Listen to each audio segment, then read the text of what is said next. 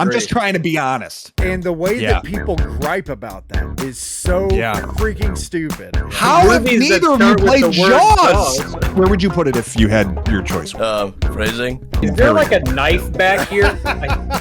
I think that Steve left one. It's my game. Chef's kiss. Could be why. For me personally, it is number 2 out of my list.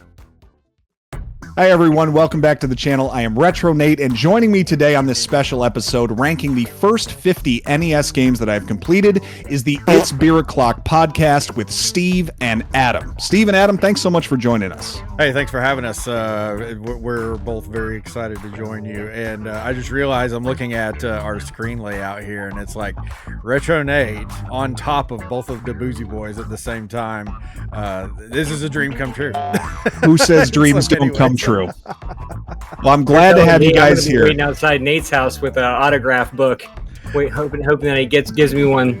I'm your biggest fan. Retro All right. Well, you'd have to get in line, Adam. No, I'm just kidding. No, thank you guys so much for joining me. So let me just lay out what we're planning to do here. For those of you that have caught some of these episodes on my channel before, what I've been doing over the last year is playing through every NES game in the North American library. And as we've gone through those games, I've tried to release an episode of every 10 games or so to let you know how I think those games rank.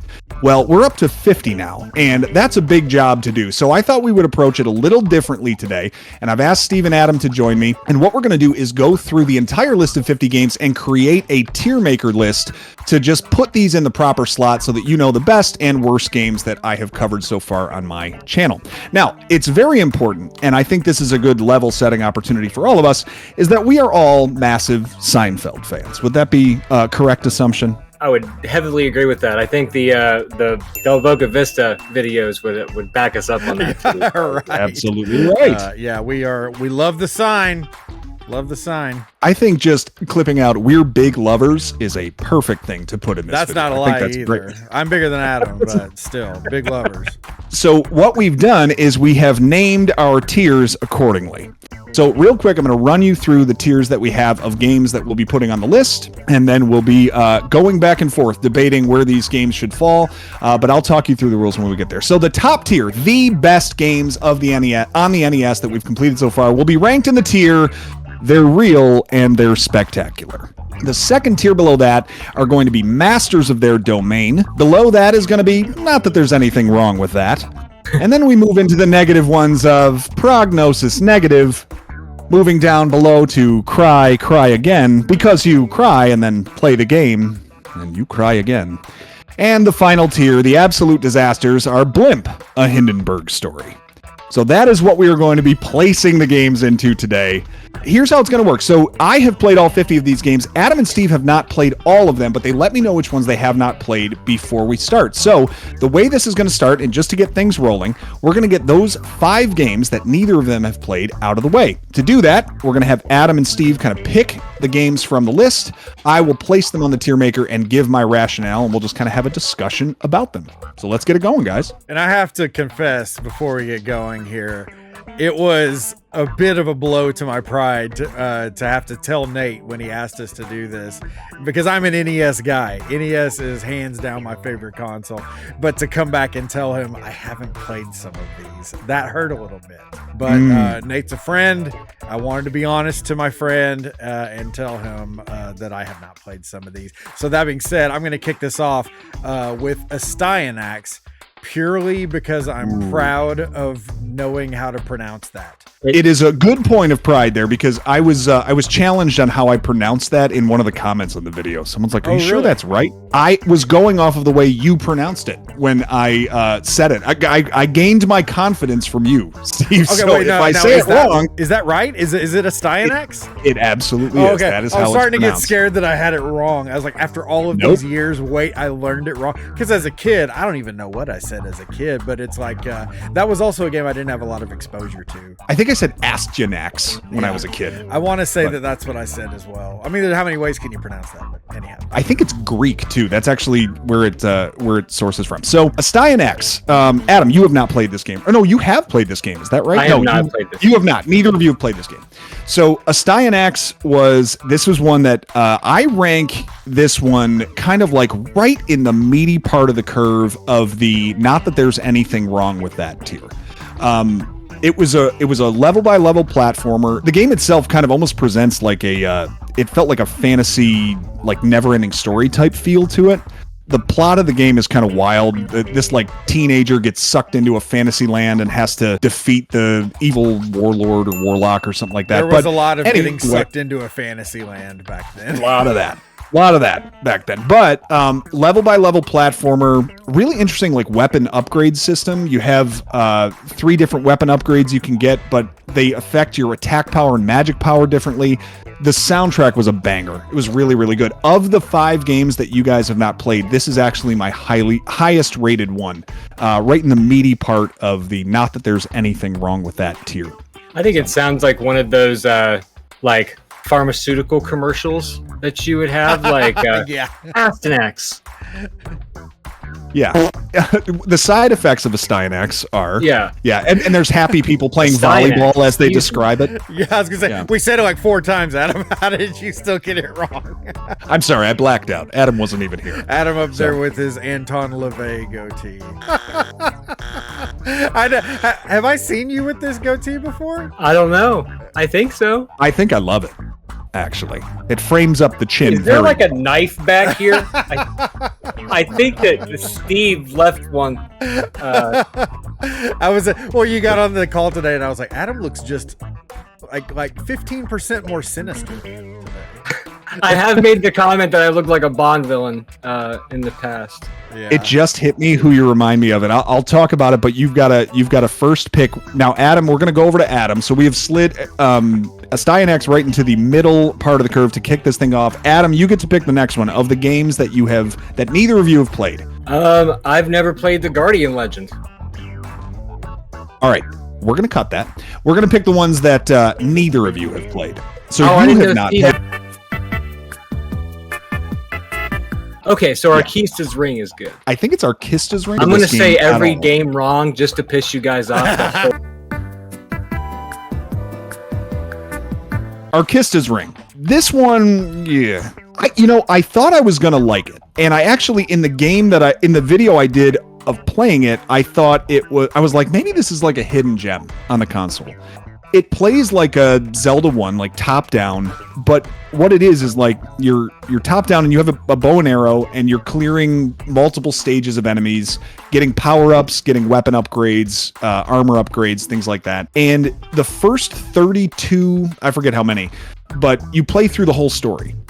And you get to the end, and you fight the final boss, and you get Arkista's Ring. Arkista's Ring. That's the treasure that you're going for. But then the game loops 4 times. To truly finish the game, you have to finish 125 levels of this. And by the time you've gone through about 50 of them, it's so tired at that point, because it's just a loop. It's a fun game to go through, I would say, for the first loop. But overall, if you're evaluating start to finish, I'd put it in the cry again tier. It's not the worst game on the console by any stretch. I actually think it's got some redemptive value. It's kind of fun mechanics to play through in that, but very repetitive and pretty like it's a slog once you get through about 40 levels of the thing. I hate until like in the boardroom, they're like, we'll have it be like a ring because it's a loop, right? Just because that had to be it'll be like the ring. This is the game that never ends. Yeah, and then you get to the end, you get to stage 125, you're like, I finally did it, and they give you a thank you for saving Arkista's Ring, and that's the end. That's it? Wow. Yeah, now you can Arkista my... That's it. Oh! Hey! Comedy! You can... So we've got 2 on the board now. All right, Steve, it is your choice, and there is one on here that you two have not played that I am shocked that neither of you have played. But when we get there, I will mention. I bet the commenters and audience will be shocked that neither of you have played this game either. But Steve's choice. Well, okay, I was gonna pick a different one, but I'm gonna say this one because I think this is the one that you were just referring to is Jaws. Yes. How have neither of you played Jaws? Movies that start with the word Jaws. Classic. How have neither of you played this? Two reasons for me. Number one, my parents would not let me watch that when I was younger. And number two, I just remember hearing from people that it sucked. What? It was one of those things where it's like you only get to rent one game when you go to rent the game. I'm not wasting it on a game that all my friends hate. That's true. Adam, never any exposure to this? No, in fact, it was one of the game when I did not play in the Retro Gaming League. It was one of the games that was played during it, and some of my friends and stuff were in the league, so I would watch them, some of their practices and stuff, and watching them play it, I'm like, I'm glad I never played this. It's awful. If you experienced it that way, I think that at least to me says, all right, I've seen what it's about. I don't need to necessarily play it to know what it's about, because it's only like a 9 or 10 minute game if you play it kind of quickly. And to your point, Steve, like if you're renting it, you're not going to get much bang for your buck there. But in terms of like, I don't know, it's an LJN game, so it's already kind of up against it. Those are not notoriously very good games. Like I don't find many people that have played it that have something bad to say about it. Yes, it's short and it's pretty simple, but you have like a weapon upgrade system.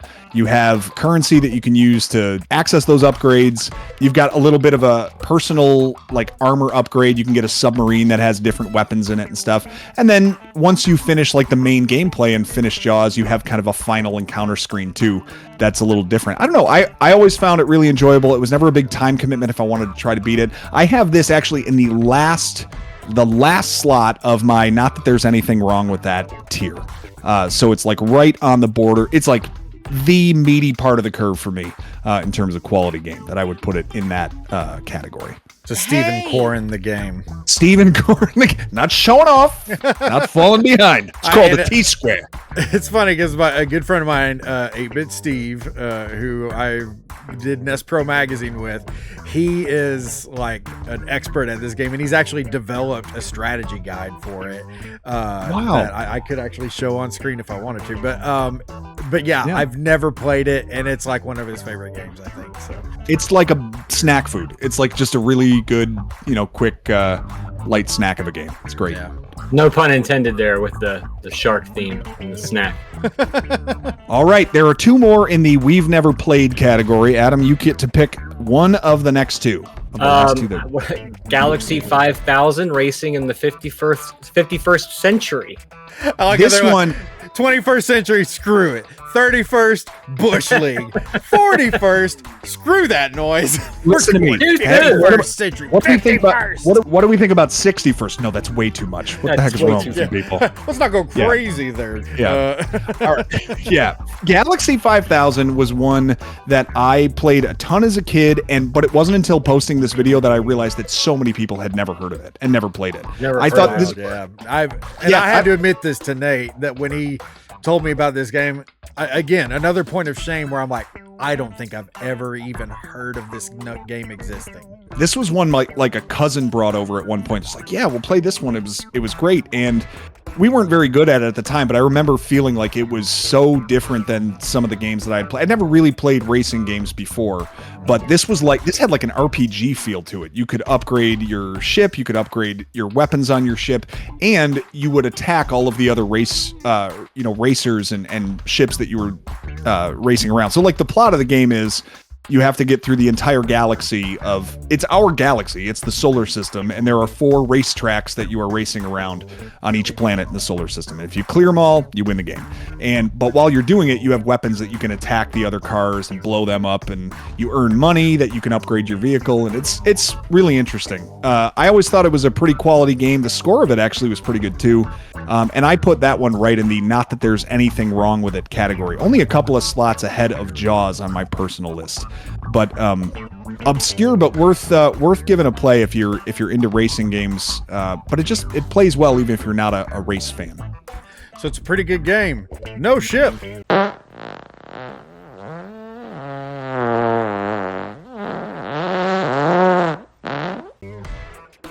Oh.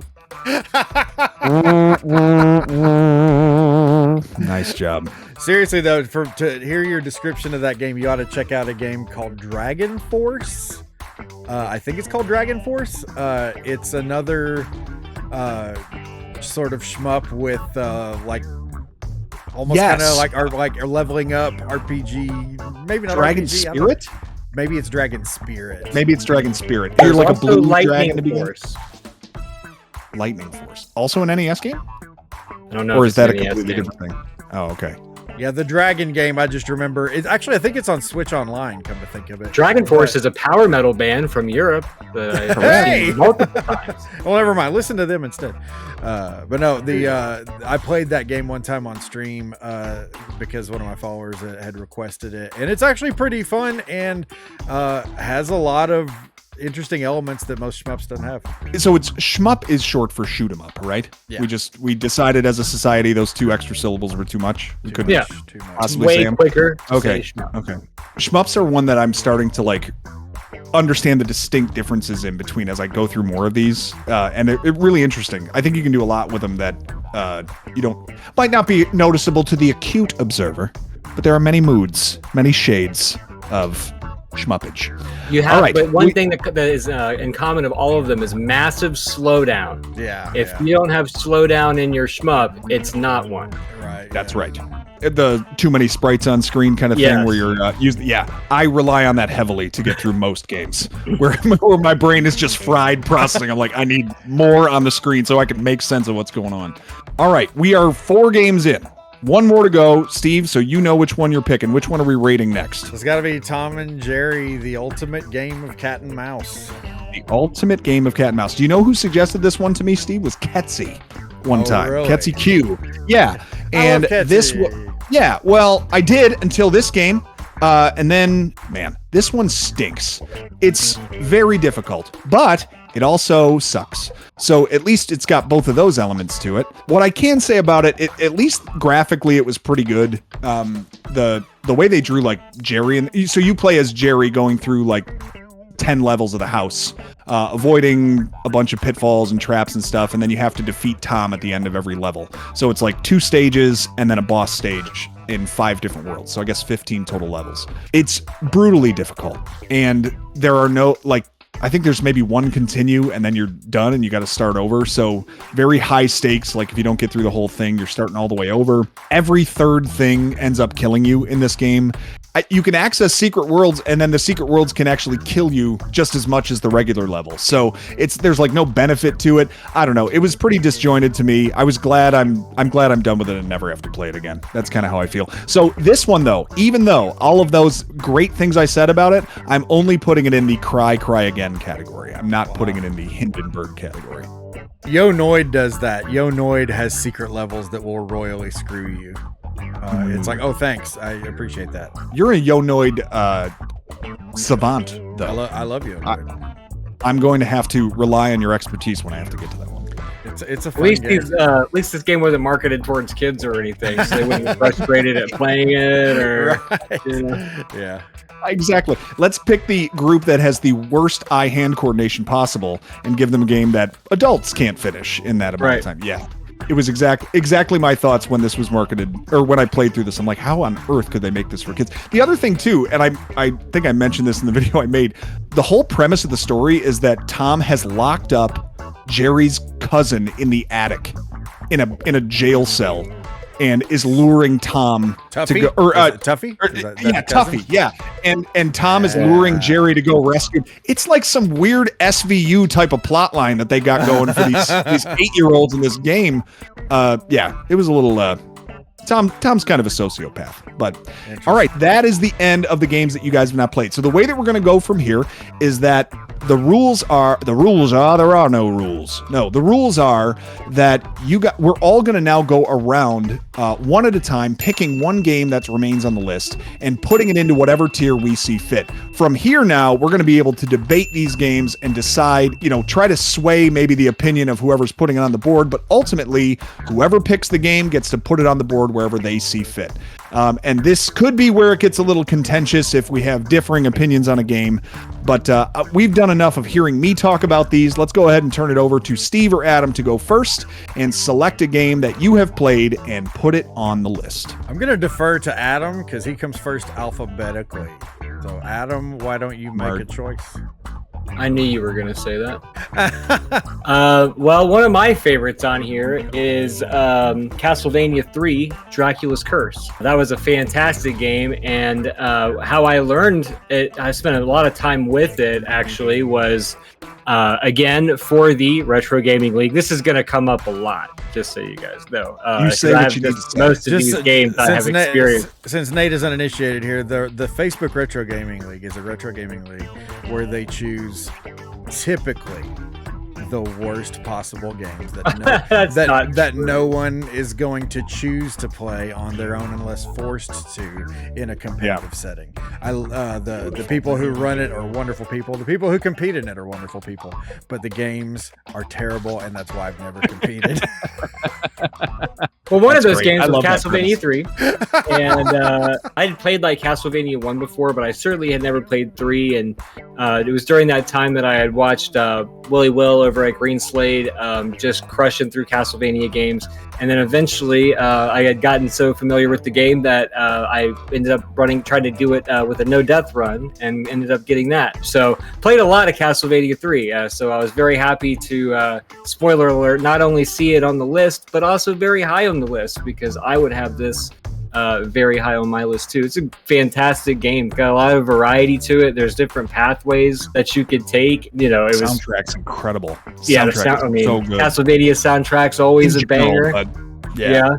I mean, it's peak NES in my opinion. All right, Adam. So you get to choose. Where is the tier? Well, if it's going to be for me, it's got to be in the top because like the list on this, if I was going to put like even 3 games at the very top, I would put Castlevania 3 as one of them. So I have to agree. I think it's a top 2 game. Top tier.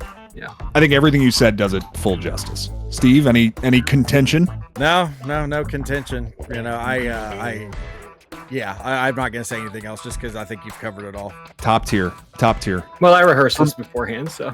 Well, there you go. That could be why. For me personally, it is number 2 out of my list. There's one that beats it, but it's number 2. Chef's kiss, man. It's not a piece of number 2. It is truly the second ranked game out of these 50 for me. All right, Steve, you are up, sir. You get to pick whichever one you want. Okay, I am going to choose Bionic Commando because Adam says he has not played this one, which is crazy to me. There's no jumping mechanic in this game. You have your bionic arm that you use to latch on to the various platforms and swing. And I don't know if that was what intrigued me so much about this game as a kid, but I rented this one over and over again. It wasn't until adulthood, when YouTube was a thing and you start watching retro reviews and stuff, where I noticed people complaining about there not being a jumping mechanic. And I'm like, that literally never even occurred to me, because the game is so seamlessly designed around the arm swinging mechanic that you can't jump, but within half a second you forget that that's even a limitation because of the way the game is built. And the jumping and swinging is so fun / challenging that I don't know. I just don't even get like how that is a complaint. You get through, if I could, like by level 1, if you finish level 1, you've already adjusted to the fact there is no jump. Yeah. So it doesn't let you go much further if that becomes a hang up for you, which I think you said it right. Fantastic game design. Yeah, Adam and I on our show, we play a lot of indie games and stuff, and one of our consistent gripes is how so many indie games, they just don't explain anything about what to do in the game, and it highlights specific games that do a great job of not explaining, but just allowing the gameplay to teach you how to play it. Teach you. And Bionic Commando, you start the game and there's that one little barrel right in front of you, and you can't First jump it. one. That's you it. swing, and it's like, oh, this is what I'm doing now. And you, like you said, you immediately learn it. Bionic Commando, I'm gonna put it in Masters of their domain. As much as I love this game, I don't know that it deserves their real and their spectacular. It does have its flaws. It's really unforgiving in a couple of parts, but I do not have complaints about this game. I just would say that it's not quite perfect to keep it out of their real and their spectacular, but fantastic game. I own a complete copy of it, and I will keep that forever. Ooh, that is. Listen, this is like PG rated. You can't be saying stuff like I have a complete copy. You're going to get us. Ooh, I agree with you. I think it's. To me, it is right up against the top tier. It's in the Masters of their domain tier firmly, and it has the best ending on the NES I think that I've ever seen. It was the most shocking, most incredible ending to experience, and I think that says something about a game. Like, I love when you finish a game and you actually get the reward and satisfaction of some sort of ending that they give you, and that one was second to none. It is the best. Very, very good on the system. Doesn't this one have like a infamous typo thing in it in one of the dialogue boxes, or am I thinking of a different one? It might have a typo, but I know that it calls you a at the end, which was mind blowing for NES games at the time to have a curse word in it. So edgy. Yeah. Very edgy. I wonder how many NES games do have curses, because Rambo has like hell. I think he says like, what the hell? Oh, okay. Something like that. I'm trying to think of any other NES games that have curses, but anyways. I'd have to remember. Not to spoil anything, but it is actually a enemy that is resembling Hitler. And I think in the Japanese version, it is truly like it's a story about the Nazi rise again. So that is what the game is. They're trying to bring whole Hitler regime back is based from off the of. dead, and Yeah. But yeah, that was I agree with you, Steve. It's in the Masters of the Domain tier, not quite top tier, but great game and worth playing through.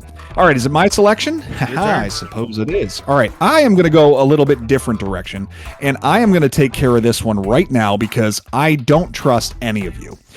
I am going to take Teenage Mutant Ninja Turtles, and I am going to rate this game. So the original Teenage Mutant Ninja Turtles. I'm not going to be as mean to it as I could. Oh wait, yes, I am going to be as mean to it as I could. This game stinks. I know that everyone had it. It was one of the best-selling NES games. I know that it's got a really fun soundtrack, frankly, for the first two levels. I know that the level is like iconic. In fact, I think the level is the best level of this game. Teenage Mutant Ninja Turtles is a terrible game. It is not fun. It is overly difficult. It is single player. Turtles can and can't swim simultaneously.